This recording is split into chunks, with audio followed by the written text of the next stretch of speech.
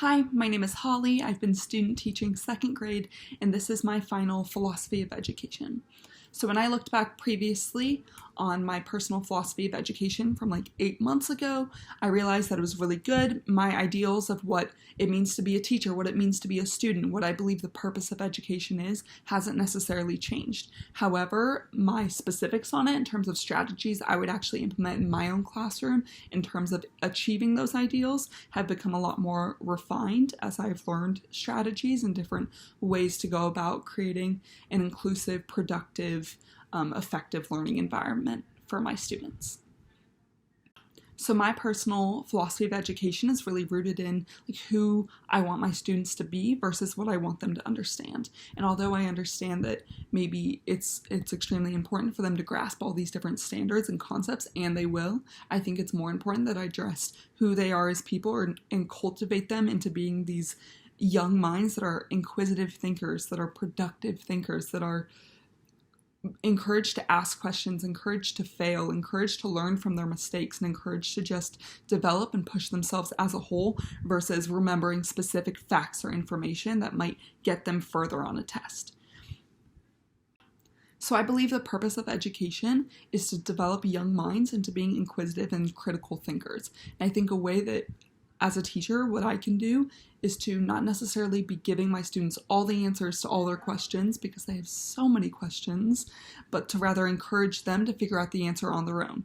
So if one of my students comes up to me and says, "Miss K, how do you spell awesome?" I'm going to sit there and say, okay, how can we go about figuring out how to spell this? What does it start with? What's the next sound we hear? How do those spelling patterns work together?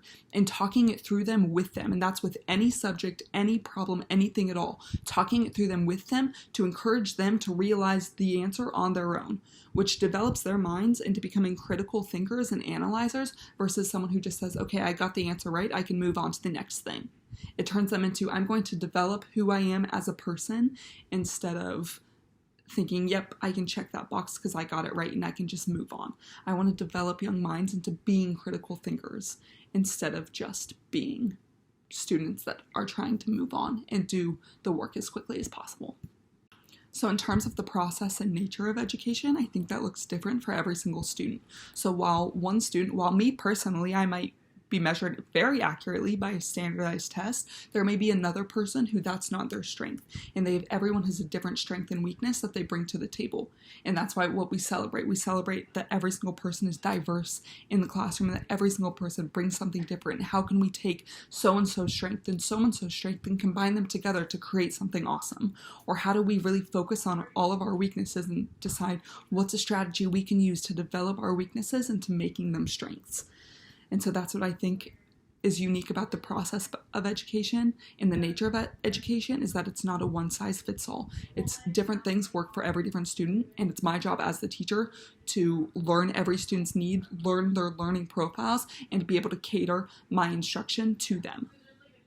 So some of my ideals in the classroom really fall under Alliance impact values and their guiding principles. A major one of those is inclusion. I believe there's a space for every single person in the classroom, and there's not a space for bullying, there's not a space for making fun of kids, and there's not a space to say, hey, I'm the smartest because I understood the information. To me, the smartest person in the classroom is the one that's struggling the most and saying, hey, how can I go about calming myself through this struggle and then working through the problem? What strategies can I use? What resources do I have? How do I ask my teacher for help? How do I ask my table mates for help? What strategies, what posters do I have around the room to help me when I'm frustrated and when I'm stuck? And not only when I'm stuck, but when I think I'm completely done, what strategies, what resources can I use to push myself further, to make it even better?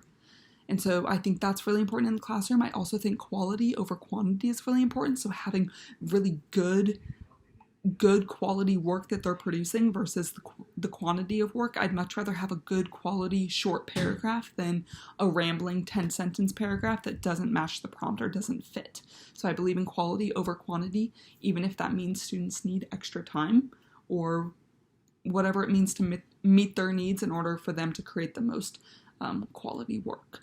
I also believe that behavior and accountability are extremely important, and holding my students accountable and having them learn those tough lessons is an important part of their growth. And it's my job as their teacher to create them into young citizens that are going to thrive in this world and that become critical thinkers and learn how to love learning.